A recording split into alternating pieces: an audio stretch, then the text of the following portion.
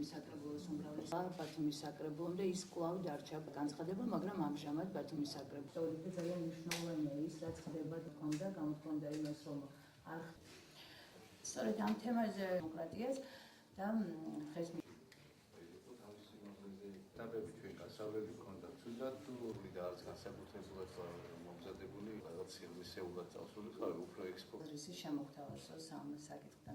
ბევრი გარემოების გამო ლევანდელი წელი არის ნიშანდობლივი წელი ქართული დემოკრატიის განვითარებისთვის, იმით რომ ქონდა საპრეზიდენტო არჩევნები, მანამდე იყო საპარლამენტო არჩევნები და ეხლა უკვე ხდება თვითმმართველობის არჩევნები ახალი თვითმმართველობის კოდექსით და საარჩევნო კოდექსში შესული გარკვეული ცვლილებებით. ამიტომ ეს წელი იქნება გარკვეული თვალსაზრისით მარკერი, როგორ ვითარდება დემოკრატია საქართველოში. მთავარი ცვლილება არის ბარიერი, რა თქმა უნდა, გაიზარდა და შემდეგ ხარისხი არჩევნების ხარისხი უფრო მაღალი იქნება. ყველა ადამიანს იქნება იმის შეგრძნება, რომ ის სამართლიანად აძლევს ხმას და მისი ხმა არ იქნება დაკარგული.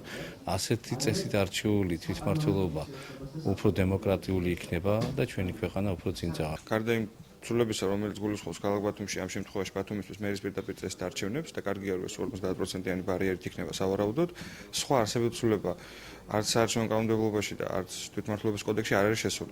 მთავარი ცვლილება, რომელსაც ქართული ოცნება პირდებოდა თვითმმართველობას, ეს შეეხებოდა მეტ ფინანსურ დამოუკიდებლობას, რაც რეალურად ნიშნავს თვითმმართველობის დამოუკიდებლობის, არც ერთი სიტყვა არ არის კანონში ნათქვამი. ნება უნდა იყოს იმისი, რომ თვითმმართველობები იყვნენ დამოუკიდებლები.